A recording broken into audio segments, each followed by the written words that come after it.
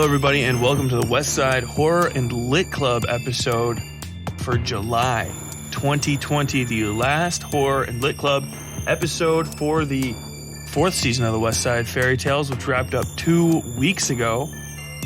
Welcome.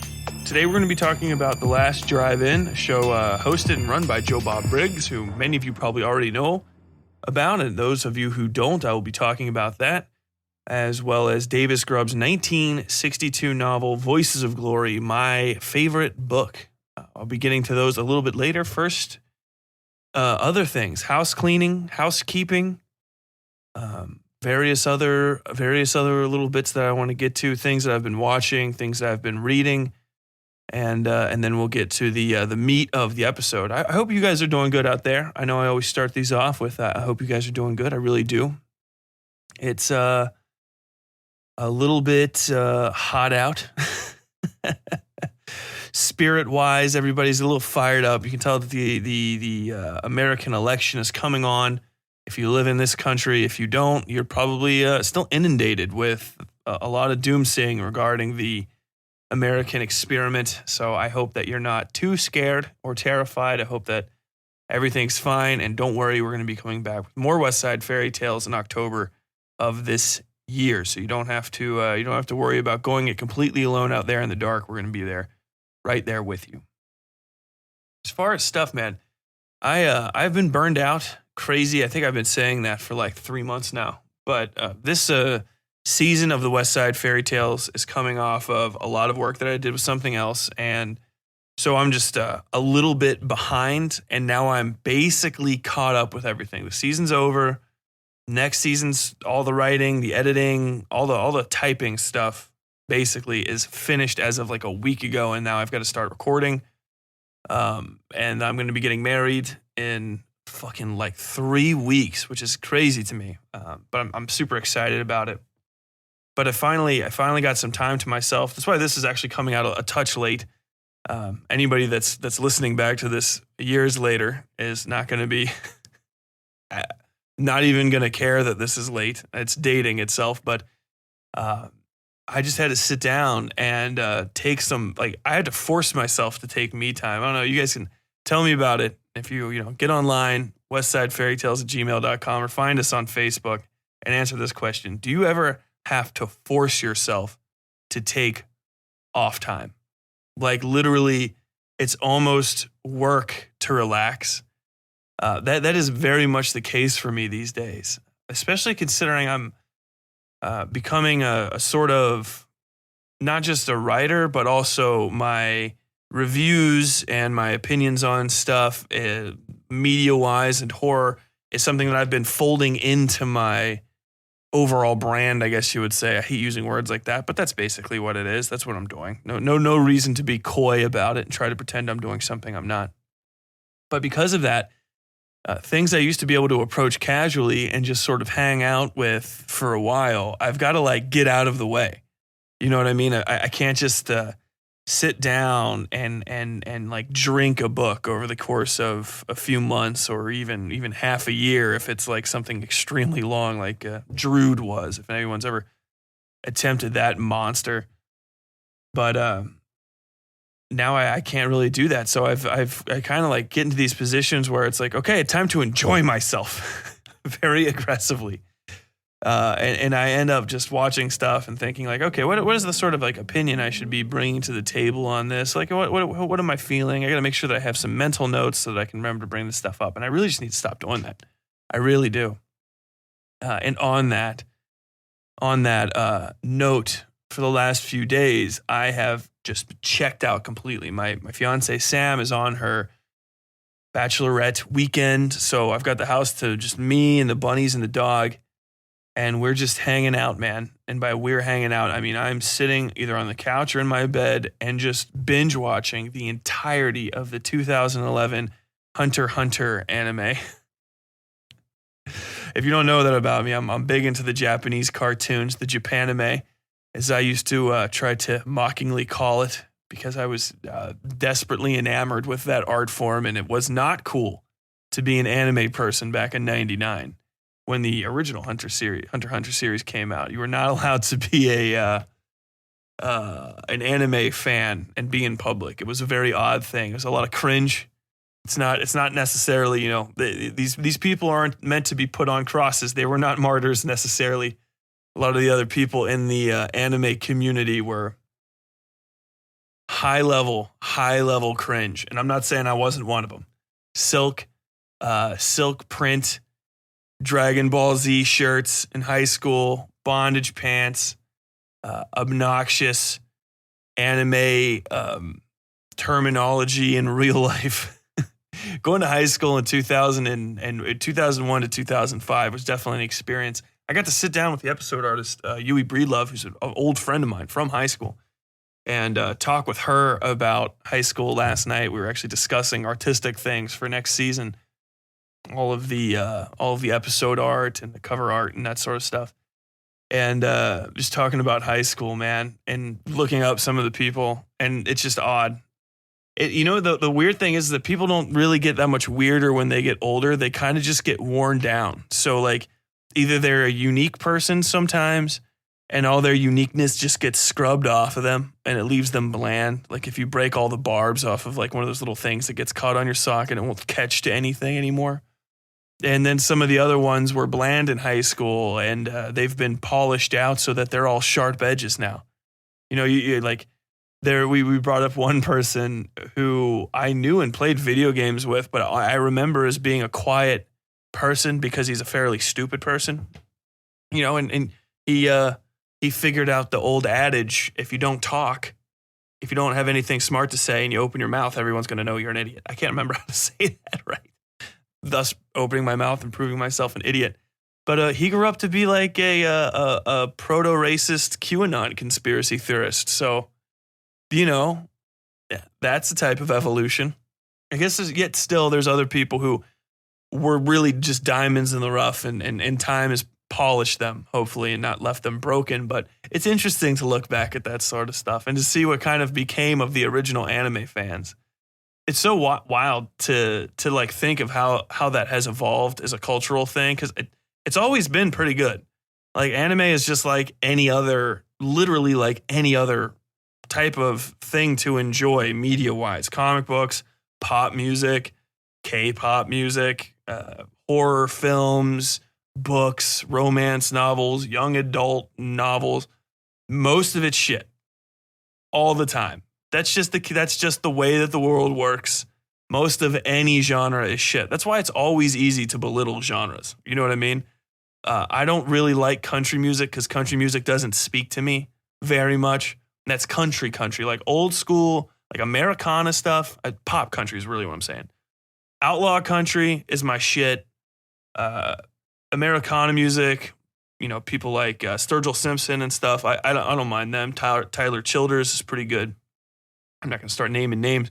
Pop country, Florida Georgia Line and shit it's vomit. It's absolute garbage. But there's still good songs in it.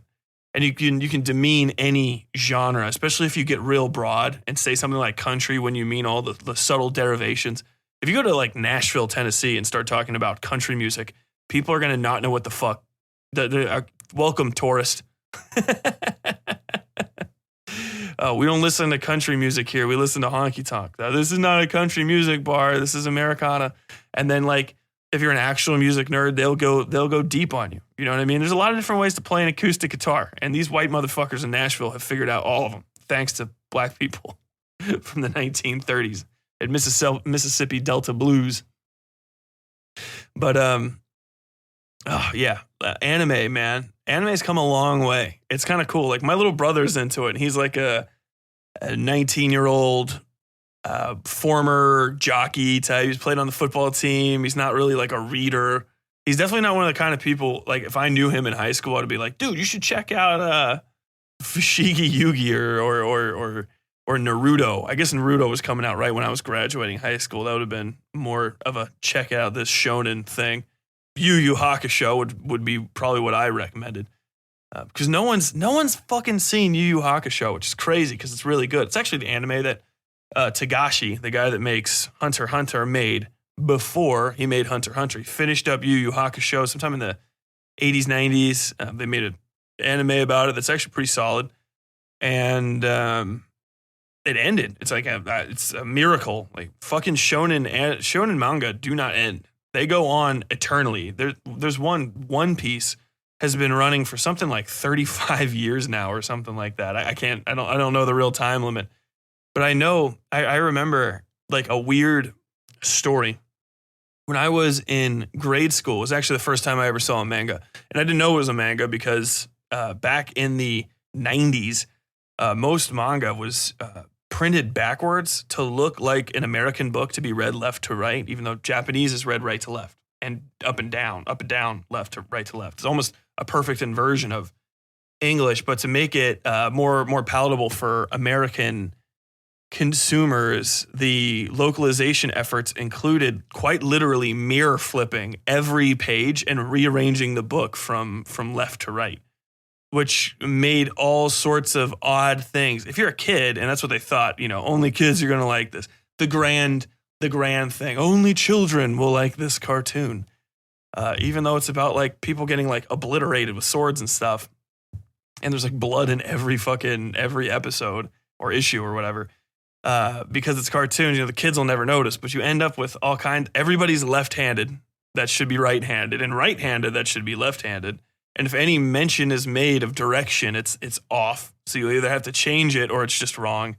Everybody's wearing their clothes backwards. All the signs are backwards.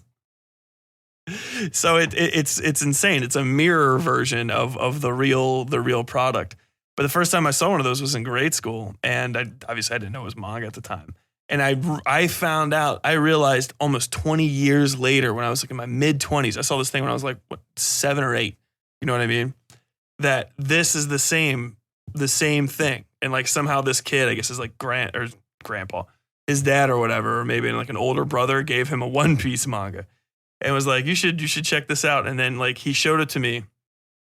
And I love this because it is the thing that hooks young boys all the time into shonen stuff. It's always like, he's like, there's two people on this page. There's a little guy and a big guy. Who do you think's going to win? Because they're about to fight. And I was like, the big guy, because he's bigger. And he goes, no, check it out. And he goes to the next page.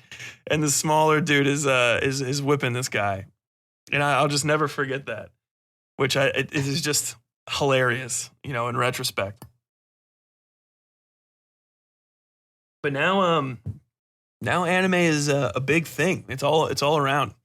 And I was just relaxing by watching the shit out of it. Hunter x Hunter, the current series that's out, has 150, I think, 150 some odd, 140 total episodes.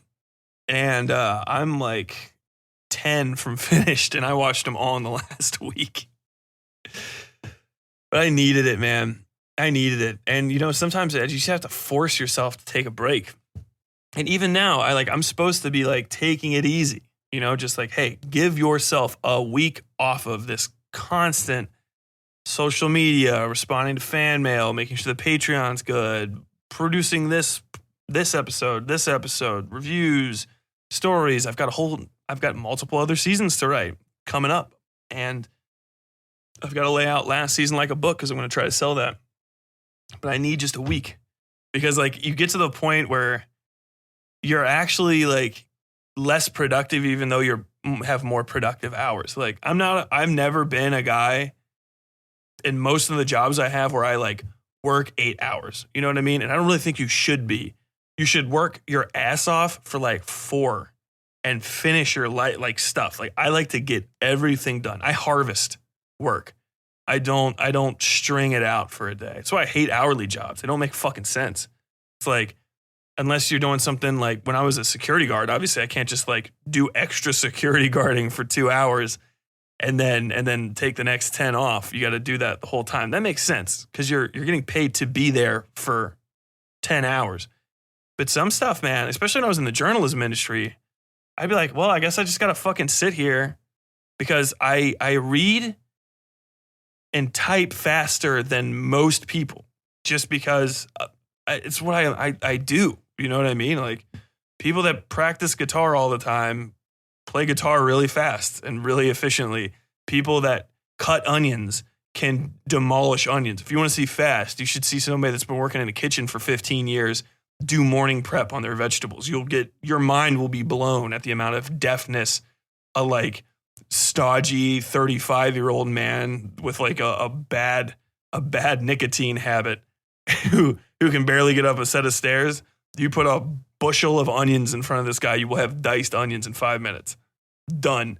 No sweat. So, for cooks, and you kind of got to be there, right? But you can also kind of take it easy in a kitchen if you know how to pace yourself, which you should always be doing. You work real hard, and then you get your 5 minutes. That's why a lot of people that work in kitchens smoke, so that you have hey, I'm going to have a cigarette. Like, no, you don't understand. I just prepped 17 tenderloins. I'm going to go have a cigarette. Not the individual steaks, by the way. I mean the entire muscle. Prep 17 muscles. That's some wild shit, which I've seen done because I grew up around kitchens. I've seen my dad do that. Shear down the muscle and then get all your cuts down and trim it up so it looks really nice. It's a wild skill, but it's the bomb.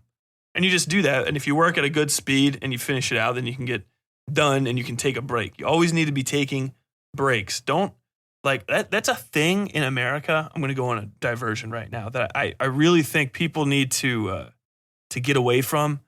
That it doesn't exist in most every other country on earth. And like Americans will produce so much less work in 8 hours than Europeans will produce in 5 because the Europeans aren't fucking miserable. Like Germans, and if you're a German listener, you can correct me if I'm wrong, but I'm from a German city in America, quote unquote. We have a lot of exchange programs. I know tons of German people. A lot of their work days tend to be 6 hours with like a 2-hour break in the middle for lunch. You get up at 6, 7 a.m., you go in at 10, you stay from 10 to 1 p.m., 1 p.m., and then you have like a 2-hour lunch break. You go fuck off, you do whatever you need to do. If you have like errands to run in the middle of the day, you can do that. You can go to the restaurant, have a nice meal and a beer, think about your life, go to a park, do whatever, and then you just come back by 5 o'clock, and then you go home by 8, and then you're done. And you've got a nice big morning, you've got a nice decent evening, you've got an afternoon to yourself. And then they have tons of vacation and stuff on top of that. And they are competitive in the world market. The thing with Americans is we have this like bizarre belief that if you don't work for 8 hours a day, you're not really working, which is insane anyway, because I've worked so many fucking jobs, especially like the quote unquote, I worked hard to get here jobs or around those people, it's office stuff. And you just spend 8 hours of the day at the company trying to find other things to do because your work really only takes 4 or 5 hours to do. You know what I mean? But they pay you this money and then you got to drive because everything in America is a million miles away. So you end up 10 hours of your day is gone for 5 hours of good, productive work. And the rest of the time you're on Facebook or taking company shits, dropping deuces on the dime. I don't think it's good for people. I think it's really unhealthy. I think that's why people are mad all the time. I have a cousin who's really, really upset about the mask thing because she's an essential employee. But she's like, I shouldn't have to wear a mask because I've been an essential employee and I don't give a fuck if you guys get sick because like I had to work the whole time. That doesn't make any sense. But some people just get so upset because their work schedules are insane. You know what I mean? And we let people just get bulldozed that they end up really, really tired and really, really miserable. And I lived in that grind for so long that it's hard to, even though now I can set my hours, I get crazy amounts of stuff done. I get mad at myself for not being more productive. But then I look at people who are my quote unquote peers in the industry.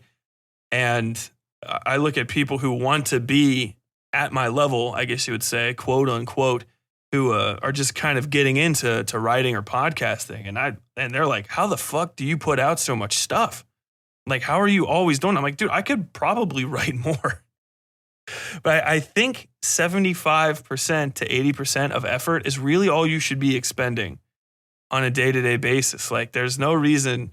Like, if you were a power drill or you own a power drill, you do not run the power drill to red line every time. It can be ran to the red line. You know what I mean? But you should probably just let it cool off.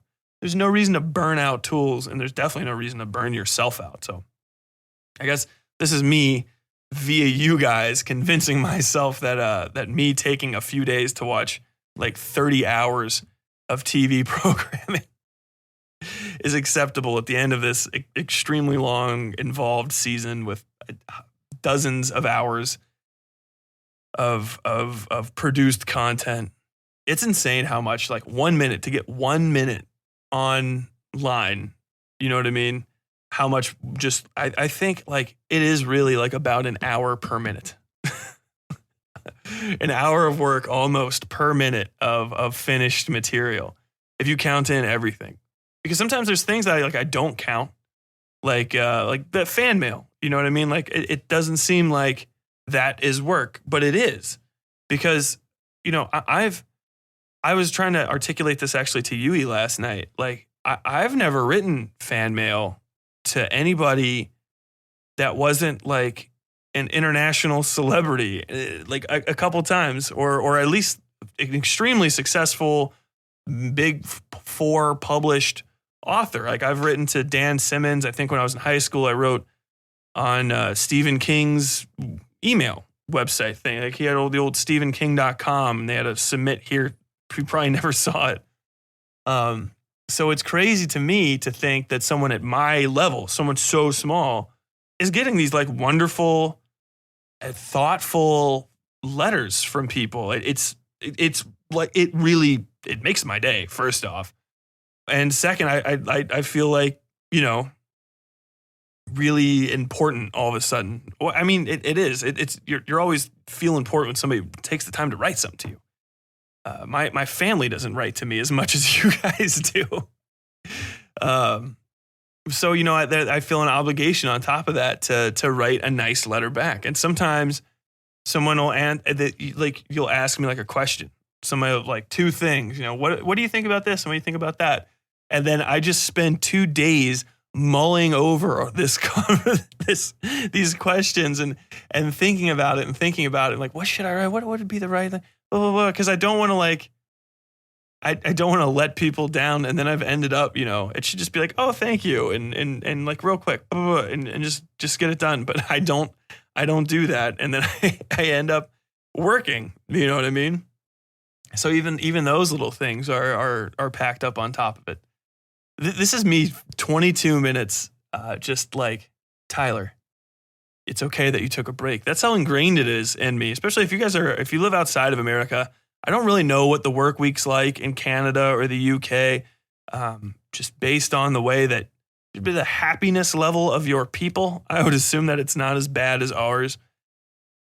People in America are fucking miserable, man. They are probably the most regularly unhappy people I've met outside of war zones. For real. Canadians are, like, happy. Canadians have that and I'm not being like a stereotypical thing. They have this mentality sometimes. You know, it's not everybody, but if you ask them what they do, and Europeans say the same thing, like, hey, what do you do? And they'll tell you, like, their hobbies. Like, oh, you know, I'm like an amateur podcaster. I'm a skier. Oh, I really like comic books, stuff like that. You know, like, or I like to spend time with my kids. Oh, I love walking my dog. I'm like, oh, no. I was asking you what corporate identity defines you. Sorry, I'm from America. I'm really just trying to get at your fucking annual income. Because if you give any other answer to me other than a dollar amount, Republicans have taught me, and really, like, pseudo-democrat liberals have taught me that the true happiness in life really only comes from a 6-figure plus answer to that same question. It's wild, man. But I'm taking a break, and I'm feeling great about it. I'm going to talk about Hunter x Hunter for a little while. It is, I held off on watching it for forever. I actually gave up on watching it until my little brother recommended it to me, of all people, which is crazy. It's always weird to get a good recommendation from somebody that you don't consider being, like, inside of a fandom, you know? I know we have a lot of horror fans. I just imagine one of your friends that's, like, normally like, oh, no, I don't really do horror movies or movies in general. Just like, hey, have you ever seen The Thing? It's, like, solid. Like, what? That's such a good recommendation, dude. You got some taste. Or even better, Rosemary's Baby. You're like, oh, fuck. You just bringing up super baller ass movies from the 1960s made by pedophiles? You're a savage. I love Rosemary's Baby. Roman Polanski can go fuck himself. That's all you got to do. That's all you got to do.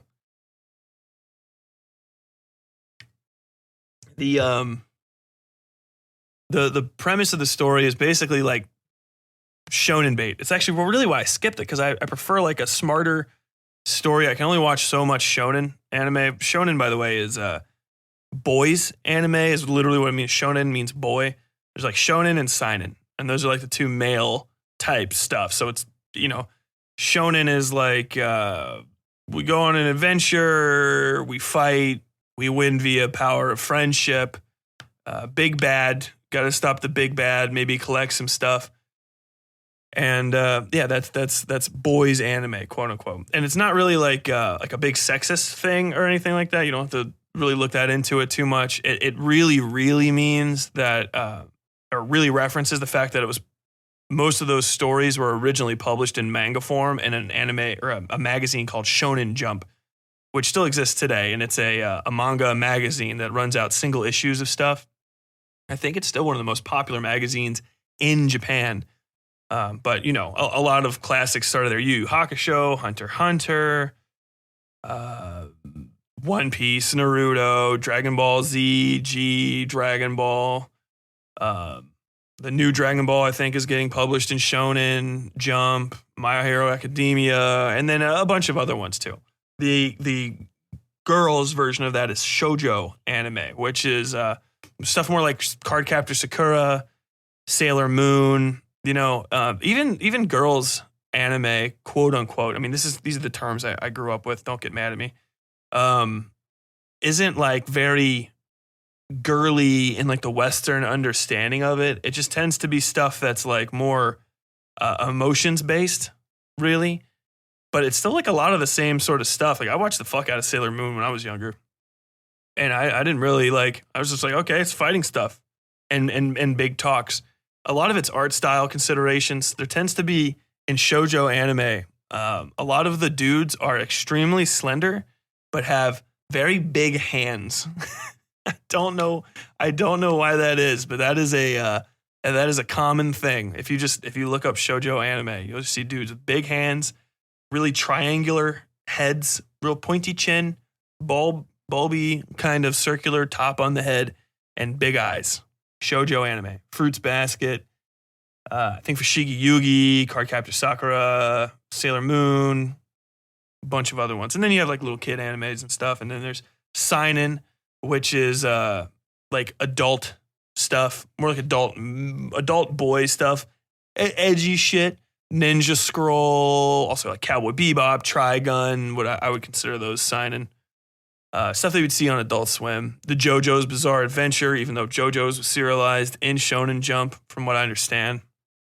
And is, I guess, technically a shonen at parts, but it's because that's from like way back in the day. Way back in the day when stuff like a lot of that there wasn't a really clear boundary. So, all of your manga was kind of like jumbled into one. So you had like Fist of the North Star and Bao and Gundam, all of the Gundams, the original Gundams, they were all kind of grouped together. Cyborg 009, Kikaider, those things. What do you call it?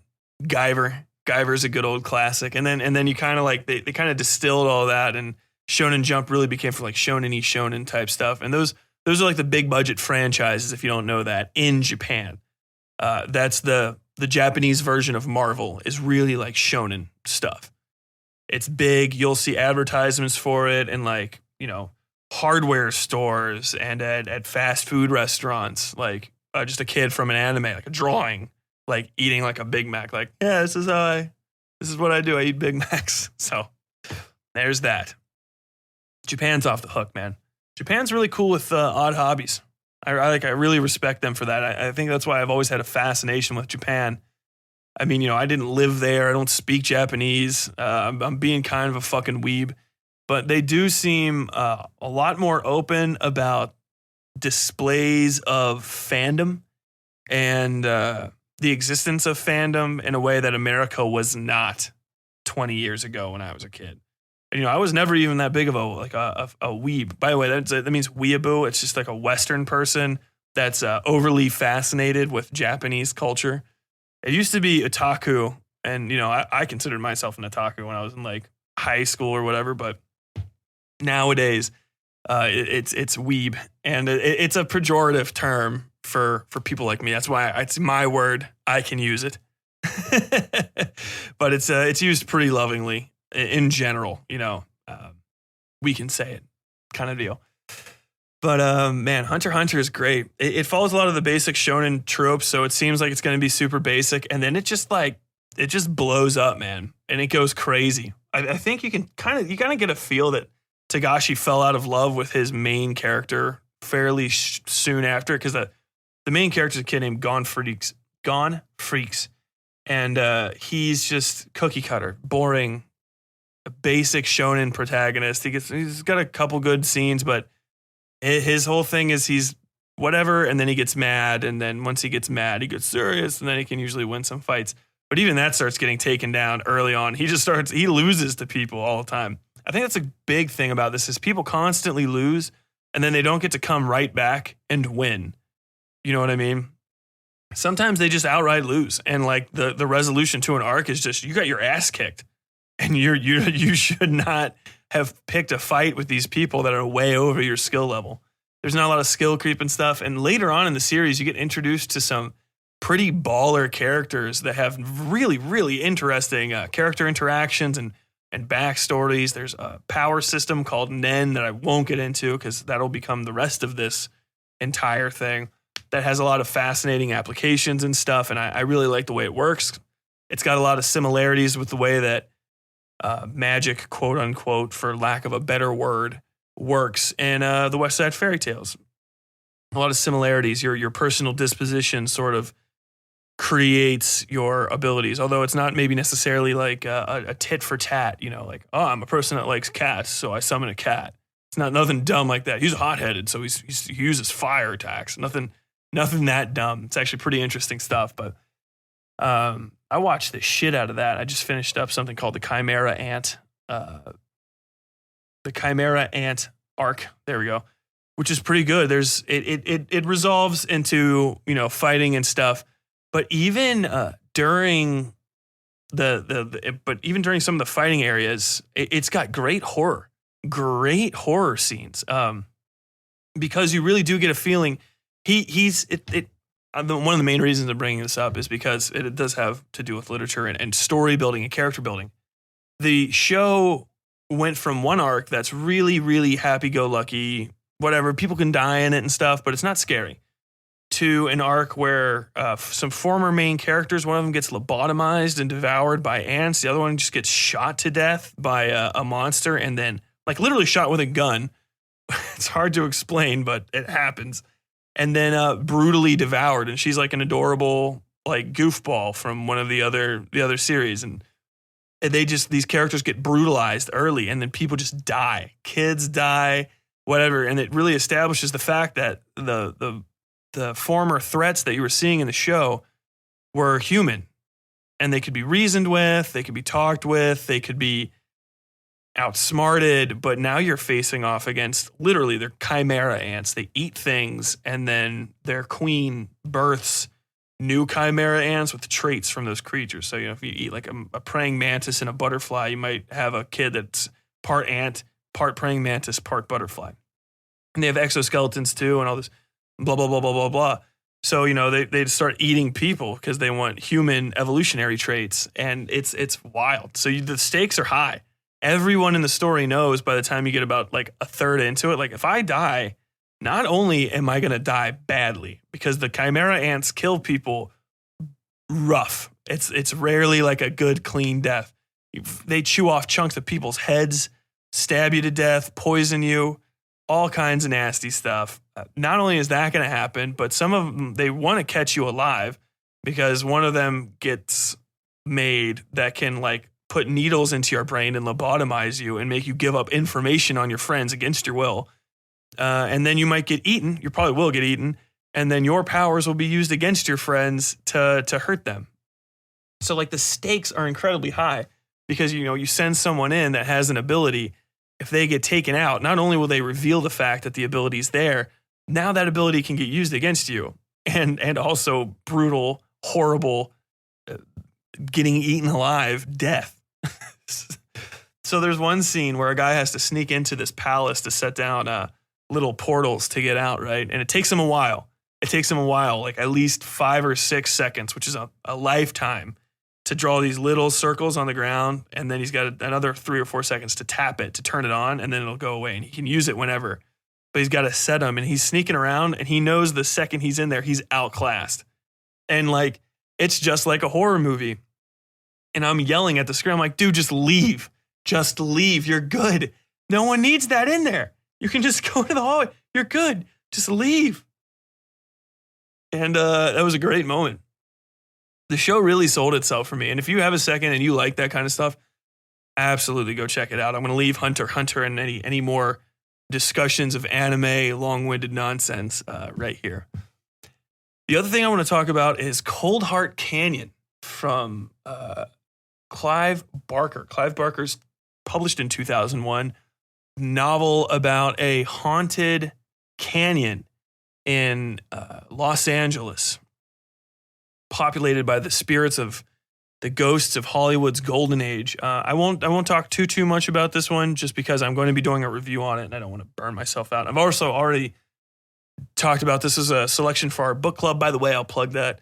If you are out there in the Westside Fairytales universe and you want to start reading more, or reading more interesting things, or reading with people, or reading on a deadline, I strongly suggest you come over to facebook.com/Westside Fairytales Horror and Lit Club. We have a book club now that's a part of it. It's very informal. You just read at your pace. And then I usually give a timeline. I'm going to start doing them based on the read time of the books from now on, so that I can make sure that it's all a little bit more straightforward when we can finish it. And then at the end of it, when I think most of the people have finished and I've finished, I do a YouTube breakdown of the story, and I go through it on a YouTube live. So you can come in and talk to me while I'm breaking it down, share all of your opinions as we go through the plot, bring up stuff, talk about what you liked, what you didn't like, and then ask and answer questions with everybody else in the comments while it goes. It's a lot of fun. People tend to go back to them also after the fact and reread them, or re-listen to the kind of aftermath part of the review or the book club after they've finished, if they don't have enough time. Because sometimes people, you don't have enough time in a month to read a book. It takes you like 3 or 4 months to read a book, and obviously we can't wait that long. Hell, my room got hotter, and my machine, or my filing cabinet just popped. But, you can come back and talk on it. And I go back into the comments after a while, and I'll talk with people about it too. So if that's something you're interested in, facebook.com/Westside Fairytales Horror and Lit Club, or go to youtube.com, Westside Fairytales. We're on there, and you can look up the previous episodes. We've done Darkly Dreaming Dexter by Jeff Lindsay, Cold Heart Canyon, Clive Barker, obviously. And what's that called? I don't know, some Paul Tremblay book that I can't remember the name of. It wasn't very good. So, yeah, Cold Heart Canyon's amazing, man. I'm not going to get too much into it, like I said, but it's definitely a book you should super check out. Super check it out. It's my first Clive Barker, and I spent, a little bit of a last week reading it towards Friday and Saturday, and finished it in a couple days. And it's just amazing. If you haven't read any Clive Barker, I strongly suggest checking him out. He's amazing. But yeah, I think with that we can get into the recommendations for this month. Voices of Glory by Davis Grubb, and Joe Bob, The Last Drive-In with Joe Bob Briggs, in which I might just I'll probably be looking at his Wikipedia page a little bit and sharing some facts, just so I can kind of get you guys up to date with him. Voices of Glory is my favorite book and it's going to be weird when I don't talk about it too much, but it's kind of a hard book to talk about. Voices of Glory was published in 1962 by Davis Grubb. If you don't know who he is, he wrote Night of the Hunter, which is one of my favorite horror movies and books ever made. Definitely one of my top 5 horror movies. It's just incredible the way it looks, the way it's shot, the use of light, and it's a black and white film. It's fucking amazing, start to finish. And I'm sorry. He also wrote Fool's Parade, which is great. I think I might have recommended that book. If I hadn't, I'll probably be recommending it later. Stephen King's a fan of Davis Grubb. He grew up reading Davis Grubb stuff. He wrote a lot of other books too. I've only read those 3 so far.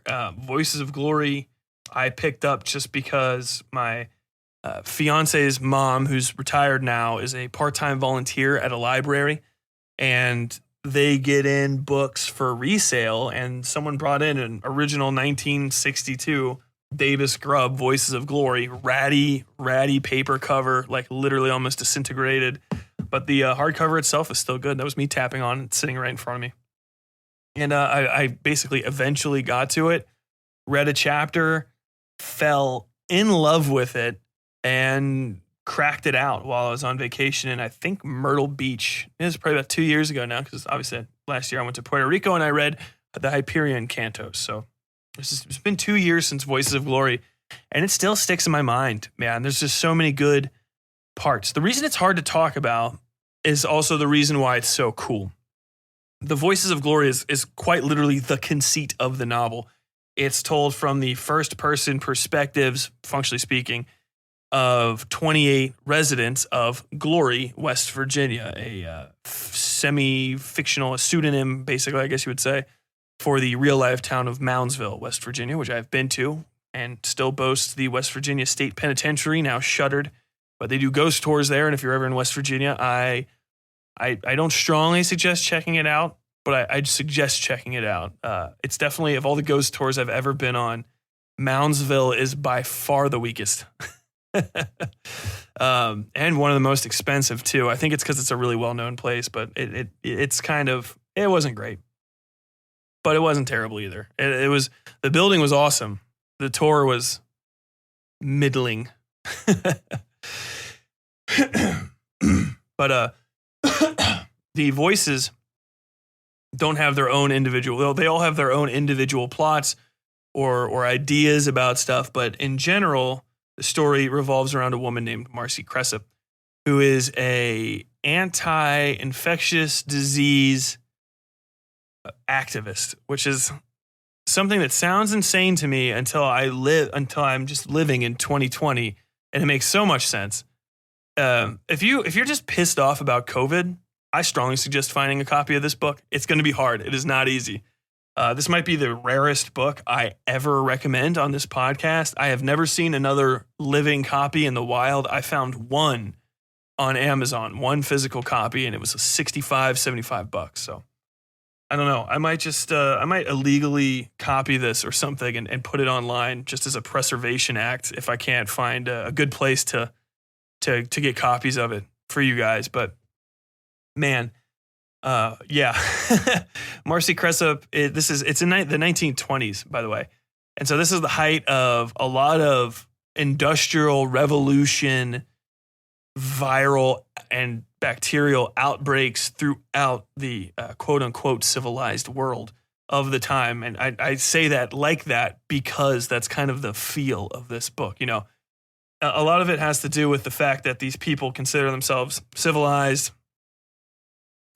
There's an idea that Western society is very, very strong and blah, blah, blah, blah, blah, blah, blah. And this novel is very much a takedown of all of the parts of the Western civilization that at the time was kind of new and to us is already a little too old. And, you know, you have just a lot of standbys that you guys will recognize. Wealthy business owners who don't want to shut down certain businesses because they are spreading disease. Predatory landlords who are actively jacking up rent and then also renting buildings that are riddled with sickness inside them. Maybe basically there's old diseases called like typhus and stuff, where the disease can get into the walls of a building and then come back out. Like the building itself will get infected because you can't clean it out right. And diphtheria, tuberculosis. She can't get money for creating a sanitarium, which is not a sanatorium, a sanitarium. Not for crazy people, but literally for sick people, generally tuberculosis patients, to get treatment and get well away from people. You have all the standbys of the COVID outbreak.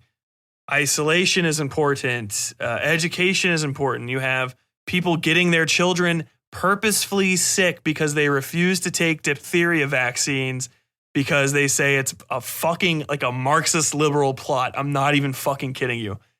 Refusal to social distance and stuff is all in this. And that's not even the main thing in the book. The book is so broad and so incredible. That just stands out to me because like I was reading this in 2018, right? And I was thinking in my mind how fucking smart we are. We're so much smarter than these dumb fucking West Virginians circa 1920s who won't take care of themselves and won't listen to this one lady who actually talks with all kinds of scientists, who goes out and talks with nurses, who gathers all of this information together and formulates plans and comes up with ideas. No one will listen to this chick. Impossible. Fast forward 2 fucking years later, and I am literally lung deep in dumb motherfuckers who with advanced science, our literacy rate is like 3 times what the literacy rate was in West Virginia around the time that this was created. We're talking about Depression era 1920s. People couldn't read. Even the people that could read, you know, their actual literacy, like their science literacy and stuff was not very high. Most people could barely make it through a fucking Bible, much less, you know, an actual like science manual of some sort, a virology manual. Free information sharing was not available. With all of that we have right now, these people are like barely worse than us, if not technically better, and still ignorant as fuck. But in general, what makes the book very, very good is the characterization. There we go. Of the different voices. You never feel like you're reading the same person twice. He is really good, really, really good at maintaining voice, which is difficult, especially in if you write a lot of first person stuff. I myself am even guilty of it.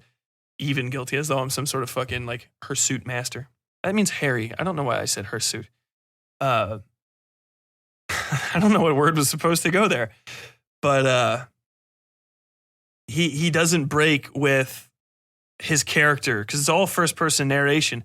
It's easy a lot of the times to start writing something, and then all of a sudden you're like, you know, like, oh, this would be the good sentence, and this would be, you know, and then you kind of get back into your head, and then you're narrating again instead of your character, you know, and your character's supposed to be whatever, dumb, smart, has this perspective, that perspective, whatever it is about them, you just kind of let it slip.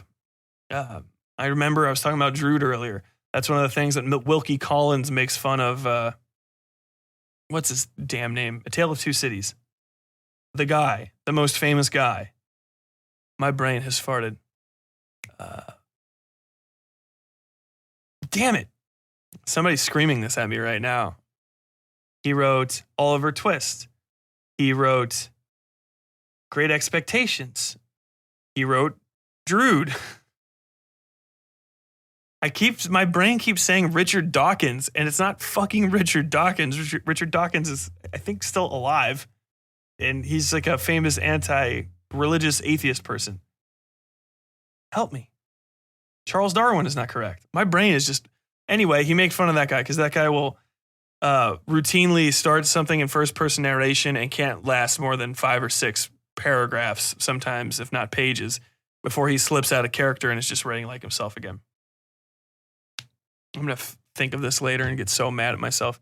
Dickens, Charles Dickens. Thank you. Jesus fucking Christ. That is brain damage, folks. That's what that is. But he's really good at keeping the voices on voice and on character. So you really feel for these people, and you get such a feeling that the town of Glory itself is its own character with its own flaws and its own, strong character traits. I'm dying. I'm dying, people. This is why you need to take breaks. But everything's interconnected, and so you'll hear somebody talking about this, and like, this lady, she never blah blah blah blah blah, and she did this and she did that, and then you'll actually get to hear from her, and you're like, oh shit, fuck yeah, that's awesome. It's also great because you can read it as a series of short stories. There's 28 total voices. Technically, there's a little bit more than that, so to say, because of certain conceits in certain stories, but it's not a big deal. And sometimes the people aren't the voice. So it'll be people talking about the voice, even though they're not that person, but they, whatever. I don't want to get into it too much because I want you guys to really experience this book. It's just amazing. But the poignancy with which he touches on stuff and the way that he gets out the way that characters are hurt by stuff or the way that they feel is really, really just incredible. Looking up at the Wikipedia article on this, I saw New York Times reviewers from back in the day, and never trust the New York Times review. If there's anyone on earth that's worse at understanding literature, it's probably the fucking New York Times. Jesus Christ. But this book is amazing, but they suggested that Marcy Cressup, the main character, is just too nice of a person and too dedicated to really be doing all these things. But there's no way some woman in West Virginia is walking 7 miles through the snow to deliver another diphtheria vaccine and blah, blah, blah, blah, blah. The irony is that fucking actually did happen constantly. That's how you got shit around in West Virginia. You couldn't fucking build roads in a lot of parts of West Virginia until like the mid 60s, just because the blasting and hydrology and bridge building technology just wasn't there. If you've never been to West Virginia, it's mountainous in a way that's like you don't expect. If you think about mountains, you think about places like probably Colorado where you have a big fucking mountain, right? And then you don't have anything for a little while. You have like a nice big valley between it, the next mountain. There's these really defined peaks. West Virginia is like you go up a hill, cliff, like 500-foot cliff, go up a 500-foot cliff, go down a hill, up a 500-foot cliff, go down a hill, go up a hill, go down a hill, cliff, hill, cliff. It's crazy. And it's these things are really not very sparsely like apart from each other. They're tight. It's a very like skinny, low, very, very extreme high frequency area. So it's hard as fuck to navigate. And that's why like certain migration patterns of settlers from the, colonies, old New England, went to specific areas in America. It wasn't because like they really wanted to go there. It's just because that's the only way to get through the Appalachian mountain range. And so there's all kinds of stories. If you go to West Virginia, you learn anything about that fucking state, you'll just start hearing all these stories about a lot of women who would go out and try to make their communities better. And their communities are 17 mountaintops within a 15-mile range. I got to make sure that these kids out here know what folk songs are. So I'm going to make sure I get out to these hollers and these secluded little clan areas and these hills and play a little guitar for them or bring them medicine. There's one lady, I can't remember her name off the top of my head, but she would drive like a cart full of books to areas. And then basically she would have to park the cart here and then walk 5 miles that way to drop off books and pick up books, and then walk 5 miles this way to drop off books and pick up books. And that's how like the library system worked. I just appreciate that even in the 1960s, the New York Times was just so fucking full of itself that these dumb motherfuckers thought that shit didn't happen. And like, the book it's too nice. This woman is too much of a hero. Fucking New York Times. What a fucking embarrassment of a goddamn literature section. But I digress. If you get a second, please, please, please check out Davis Grubb's Voices of Glory. It's definitely not something I could really just like talk about. It would take me at least 28 hours to talk about how good this book is for real, because each story even has so much heft and weight to it and is its own thing. You know, they're all little tiny short stories that, well, not maybe tiny, but they are all self-contained short stories that sort of interconnect. It's very much like Westside Fairytales. But you would have to just discuss each one of them on their own merits and stuff. I personally believe so. It would take me forever, so I won't get any more into this. And I will switch topics of conversation to The Last Drive-In with Joe Bob Briggs.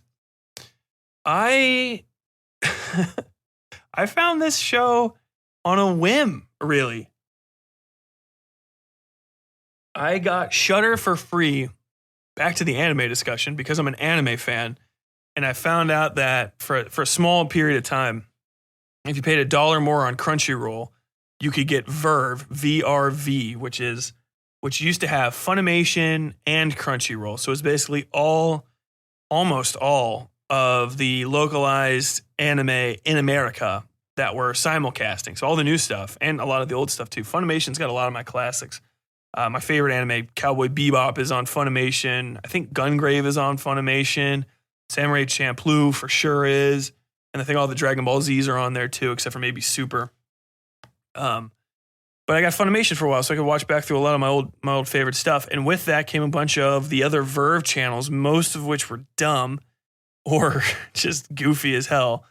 But included with that, they had Shudder, which is horror stuff. And I was like, oh, that sounds actually fucking awesome. So I went to Shudder and I started watching horror movies on there before really I think that's before I started dating Sam, or right around the time I did. And so I introduced her to Shudder. And then a couple years ago, or really it was last year, we were on there and we found out that we just were scrolling through and like, what the fuck is this? Because I've been showing her all these old movies that I was familiar with, Old Boy and Henry Portrait of a Serial Killer, and we watched Basket Case and all other sorts of stuff.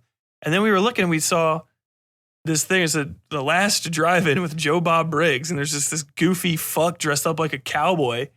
And I'm like, what is this? And we watched one episode and got 5 minutes into it. If you don't know anything about it, it starts off like, and he gives a little monologue at a drive-in, and then he starts, it goes to his set, and he starts just rambling about shit. Welcome to The Last Drive-In. I'm Joe Bob Briggs. Have you ever noticed that blah, blah, blah, blah, blah, blah, blah, blah, blah, blah, blah, blah? And eventually you find out that these monologues tie into some degree to the movie or to a part of the movie or to something that's interesting regarding the creation of the movie or people's interpretations of it. But, watching that for the first time, I was like, what in the fuck is this shit? And we stuck with it, and he fucking won me over 100%. And Sam, too. She loves it. Because he stops it periodically during it. And I'm not familiar with horror video host type things. It's never been something I was into or really exposed to. I was aware of Elvira, but I thought she was more like a professional hoe, basically like a professional horror hoe that was in a few movies. I didn't realize that she hosted movies on like a show until I was, I don't know, probably in my late 20s. Sven Gulli I'd heard of, but I didn't know anything about him. I just heard him like referenced places. And so I'd never really seen these where people stop it and then they talk. I thought it would be like Mystery Science Theater 3000 where they just talk during the whole thing, which is hit or miss. I'm just saying, I know you Mystery Science Theater 3000 people love your shit, but Jesus Christ, when that show doesn't slap, it does not slap. But it ended up being this really interesting, these little tiny tidbits about it, and some pretty funny jokes and a lot of topical discussion, but you get to really learn a lot about stuff and about amateur filmmaking and even professional filmmaking, how connections are made, what people were really going through when they started making these things. And it's just incredible. It really is. And it's so fascinating that I'm completely hooked. I don't really know if there's anything else I can say about Joe Bob Briggs now that I think about it, because that is kind of the whole heart of it. He's kind of hard to discuss because I guess it's weird. It's a little too meta to discuss a discussion, but he is just so on point with stuff. And he reminds me a lot of myself because he digresses, man. He can digress like 3 times in a sentence and then he gets back. So what I mean is, if you want to try to check out Joe Bob and really start getting into his stuff, I think you can kind of pop in almost anywhere. I would maybe suggest starting with the first season. The first thing that you can watch from Joe Bob is on Shudder, at least, is the Drive-In Will Never Die Marathon, I believe it's called, which is a 24-hour live horror movie marathon that they did a year or half a year or something like that before the Joe Bob show, which is it's a double feature every week whenever it starts coming out again. This time it was in the spring, so, a double feature every Friday. And they're about, the total episodes go about 5 to 6 hours. I don't know what to add to that. But yeah, the single episode, you can watch a single movie and it's a chunk, right? But each one's a part of a double feature, which is the real episode. Also, if you have Shudder, you can watch them live and like live tweet with people. I think I'm going to try to do that at some time next year, maybe. Or if they do like a Thanksgiving thing, I'll try to do it. Because you can stream Shudder live and watch parties, I believe, with people the way that you do it with Netflix. And even if not, I could probably figure out a way to do it. But I think that would be a blast. Just put on my webcam and have some beers with the fans and hang out. But it is really great. It's a family experience, not like a for your kids, but like I was talking about this on my behind the season thing, but like there is a real like horror family, and for Joe Bob Briggs thing, it's like the mutant fam, and I'm glad it's becoming what it is becoming these days, where it's as inclusive as it can be. When I was younger, I didn't like being around other horror fans a lot, especially like other boys that were like slightly older than me, because I was reading all of the Stephen King shit. Like I burned my way through like every book Stephen King had written up into the 90s, save a sparse few. Basically every Stephen King book in the Green Township Library I had read by the time I was 12 or 14 maybe. But I didn't like the kind of guys that liked horror stuff then. And it's weird. They're still the same kind of people I don't like in the horror community because they're weird.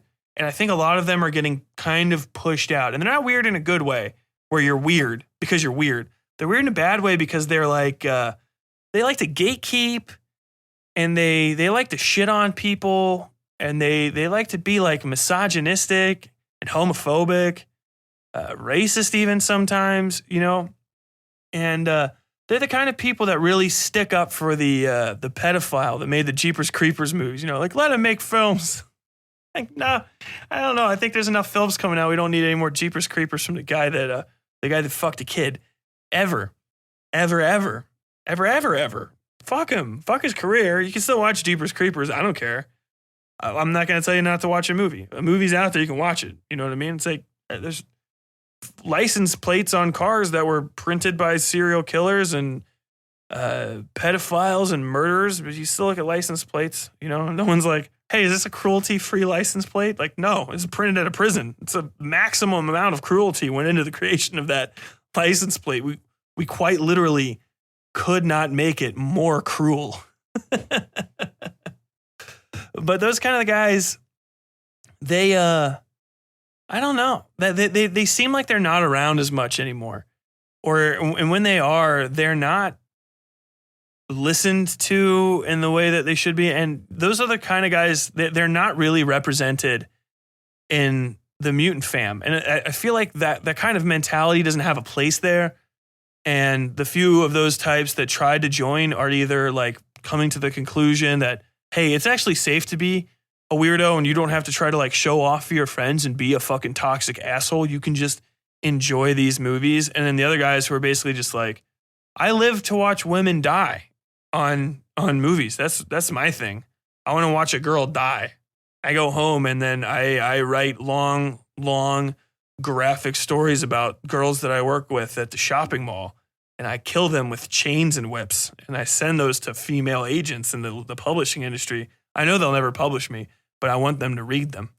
Like those guys, little less represented. So I've heard people get worried about that because Joe Bob is a old Texas dude, and people like to try to push the outrage button on him because he's not even like politically incorrect. He's just a kind of a goof sometimes, but you can tell he really does like enjoy the genre and people's participation in it. It doesn't seem like an exclusionary kind of guy. I mean, his host is a fucking hostess is a porn star with an autistic child, and she gets almost as much screen time as he does now. Darcy the Mail Girl. I think actually people tend to like her even more than Joe Bob, even though Joe Bob's great.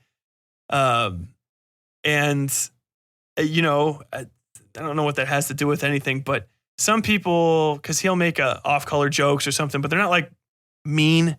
It's just like, I don't understand it because I'm an old dum-dum and I don't get stuff. Not that should make it bad, but he makes the same kind of jokes about like literally everything. Like, I don't get it. Like he goes on screeds for half an hour about yogurt. He doesn't get yogurt, but he gets yogurt. He's a fucking idiot. That's the point. Is he's supposed to be this like overblown Texan character? His real name's not Joe Bob. It's John Irving Bloom, and he's a journalist. You know, and if you actually see him in real life, he's not dressed up like a guy from Texas and talking about blood, beasts, and breasts all the time. He's just like a guy that eats yogurt, probably like a lot of yogurt. I won't make any excuses. If he's got bad behavior and you don't want to listen to him or you don't feel comfortable, don't. But I will say, if you look him up and you like hear rumors, there is a subsection that's on the opposite hand of the irritating, I like to watch women die camp of horror people, which is the, I don't know, like we're not really even into horror stuff, but we are very, very into trying to control what people make in the horror genre or something like that. Like people that never say anything nice, you know, but they are always like, they'll show up somehow when it's time to like bandwagon someone to death, which, you know, it doesn't happen. You can't cancel Joe Bob. He's got the mutant family. People have been trying to cancel Joe Bob for years. And I don't think he would try to tell you like, stop saying bad things about me on the internet. He's like, go for it. If the conservative Christians of Calumet County can't get him, and I think he's been protested and this and that. PETA hates him. Everybody doesn't like him because he just gives a platform to films, and that's his thing. And sometimes he's a dum-dum, but I love him. I think his heart's in the right place. So you should check him out. Give him his own due. Don't stop because you search for him on Twitter and someone's like, Joe Bob's at it again.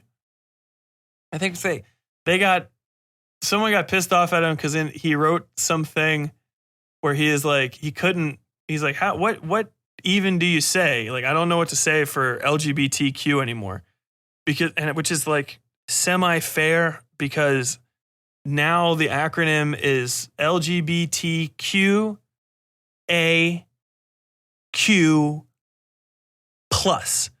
which is lesbian, bisexual, gay, transgender, asexual, questioning, and more. And I think even that one's wrong. Like I might not know. And there's no real like settled on. That's his point, is that, you know, his point was don't get so upset when people can't say these acronyms the right way when the acronym keeps changing. I really don't like the LGBT acronym either.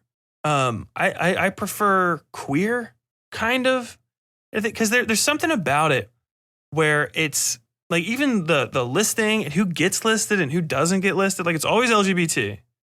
But like, you know, asexual people do deserve to be on there, and like almost like lesbians and gays are pretty mainstream now compared to like trans people. Bisexual people are constantly being fucking erased or just told that they don't exist, which is a fucking nightmare. but you like, those four are always represented, but then everyone else kind of isn't. And there's other people's whose sexualities just don't jive at all with LGBT. So I think there's a good criticism to be had of that acronym for being representative when it's supposed to be representative. You know what I mean? I don't know what an easy fix would be for it. I just generally try to say queer, like in my mind. That's how I describe anybody that's outside of, functionally speaking, like missionary sex heterosexuality, like hetero breeder for procreation. I feel like, everyone needs to some degree, some sort of representation in that area, because, asexuality isn't a gendered sexuality like lesbian or gay is inherently in its phrasing, but it doesn't make it any less legitimate. It is what it is, but I think it's because it's not, like, I don't know, really obvious, gay men worked incredibly hard. Lesbian women worked incredibly hard to be noticed and legitimized in America, and they absolutely deserve it. And the work is still ongoing for trans people, and I really do believe for bisexual people too, who, get fucking shit on by everybody very casually, and just like it's such a minority that you just like, all right, fine. I don't even want to get, I'm okay. I'm whatever. Go ahead. It's fine. No, I'll stop talking. That sort of thing. And then you have other people who are like, I feel sexually queer, gender queer, but I'm not a lesbian or a gay person. I'm certainly not trans or bisexual, but I am this thing very much. And I feel the way that you guys feel, but because it's not this like easily defined gendered thing, like I don't get a place in the alphabet soup that is ever growing. Like I'm just the plus at the end. And also, it is really like your sexuality is and also starring at the end there. And I think that they need some representation. Like I feel like BDSM people are technically like queer, even if you're straight. There's no way that you can go around and talk about it. You know what I mean? It's really hard to be out as an SM person. People think you're fucking like crazy deviant, beyond even just like the normal shit that they horribly heap upon the gay community. So I know I'm sorry for divulging down that path. It's something I think about a lot, because it's inevitably an acronym or a phrasing that I have to write because of just my topics and stuff, and because I'm a writer. So I want to be right. I want to be representative, but sometimes I do feel bad because like I understand it as you're queer, and if it's queer being odd, you're not part of the greater community of procreative sex. You know what I'm saying? That you can like come out and talk about. Because if you grow up around, cis straight dudes, they can talk about their sexual interests all the fucking time. You'll actually get sick of it eventually, because it's just it's raw and irritating. And even females, cis straight females can talk pretty openly about sex nowadays.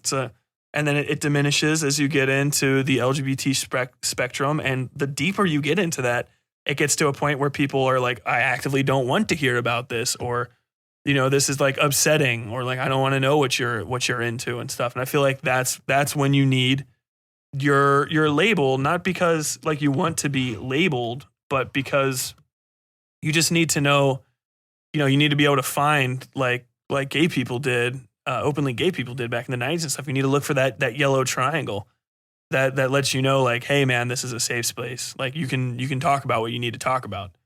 Because even you might not think it. Anybody that's listening to this, if you're just regular straight person, I don't care, man. Go for it. Do whatever you want to do.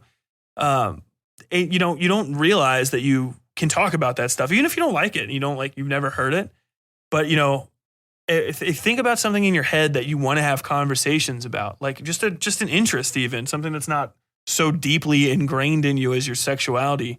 Something like darts. Like if you really like playing darts or you really like fucking Cummins engines and talking about diesel engines and all of the wonderful things about Alice transmissions and Jake braking and all of that's compression ratios. Like imagine not having anyone to ever talk to about that. And then just like you're just fucking bored all the time. Like, yeah, fuck. I fucking hate all the conversations that everybody's having because I'm not really part of them and I don't really feel represented. You know, you want to make your little group. And I think in the case of a lot of those leftover letters at the end of the acronym spectrum, the colors that are too high frequency for the rainbow, I guess you would say. I feel bad that maybe they feel a little bit left out sometimes. I'm sorry for talking excessively about this. I'm going to leave this in just because, I don't know. Hey, I see you. I see you guys out there. I love you. Take care of yourselves. Be cool. And you know, hey, if I'm wrong about this or you guys want to continue the conversation or talk to me about it, if you think I'm wrong and I need to just fucking, God damn it, Tyler, get back to the Bible. You need to go back to the Bible and learn about Bathsheba and how stupid it is to look back at the light of angels. You'll turn into a pillar of salt, you heretical fuck. Hit me up on Twitter at WS Fairytales. Go to the Westbook. Go to the Westbook. Go to facebook.com/Westside Fairytales or Westside Fairytales Horror and Lit Club, which is our special group where you can talk to me and other fans about anything and everything and all the things under the sun. I will welcome you to come in and visit and chitty chitter chat with me. Check out Joe Bob Briggs on Shudder, please. He's awesome. He's amazing. He does a lot of good things for the horror community too. Like they spread it around, man. They have the Silver Bolo Award, which you guys should try to nominate me for because it's probably the one thing I would ever really want to win award wise. It's just for random small creators on the internet. If you want to send me a personal message and just tell me how right or wrong I am about something, or if you want to talk a little bit more about Voices of Glory, about Joe Bob Briggs, about anime, hit me up, man. Sorry, westsidefairytales@gmail.com. I'm going to miss you guys. This is it for a little while, man. Horror and Lit Club, and then it's done. No more talking to the microphone. Not so that you guys can hear, but a lot of talking to the microphone, but not like this. A lot of reading. I'm going to be basically reading and recording and editing the entirety of next season over about the next month, excluding when I get married and maybe the little trips that we do right after that. I'm going to be getting this whole thing together before October, and then I'm going to have just free time to write all next year, and I cannot wait for it. I need it. I tried to get back to writing like a week ago. I got like 2 minimal chapters into the thing that I've been going on. Or not 2 chapters, like 2. I don't know how to describe them. 2 phase blocks, I guess you would say, which are like gigantic chunks of a chapter into it, and I had to roll. It's so sad, but you know, hey man, you gotta get you some break. You gotta get you some off time, a little talk to the computer time, a little play the video games, walk the dog, pet the rabbits, maybe bake some bread. I might be baking some bread tonight. On that note, I'm going to leave you guys until next year. Keep your ear to the ground. Keep your eyes on the podcast thing. I'm not 100% gone. There's probably going to be something coming out this summer in the form of a promo, maybe some music, maybe a little this, maybe a little that. I honestly don't know for sure. I'm not trying to be coy. I legitimately don't know what I'm going to release yet or when it's going to be released. Probably mid to late August, maybe September. And yeah, I love you guys. Thanks so much for hanging out this season. Next season's going to be great. I hope I haven't hyped it up too much. I'm going to be spending money on advertising and bankrupting myself. So, hey, don't forget, if you like this program and you would like to support us, please go to westsidefairytales.com and buy yourself some merch. westsidefairytales.com/merch. You can also donate to us directly. We have a PayPal button there that'll just send us a little bit of a little bit of dosh to help keep the lights on. We also have links to our Patreon there, patreon.com/Westside Fairytales. And, you can go get yourself merch, buy a sticker. We got bookmarks, we got shirts. Clad yourself in the icons of greatness. I'm going to leave it there. Thanks a bunch. This season was amazing. Your guys' support keeps me going. I love you. And as always, until next time, stay safe out there.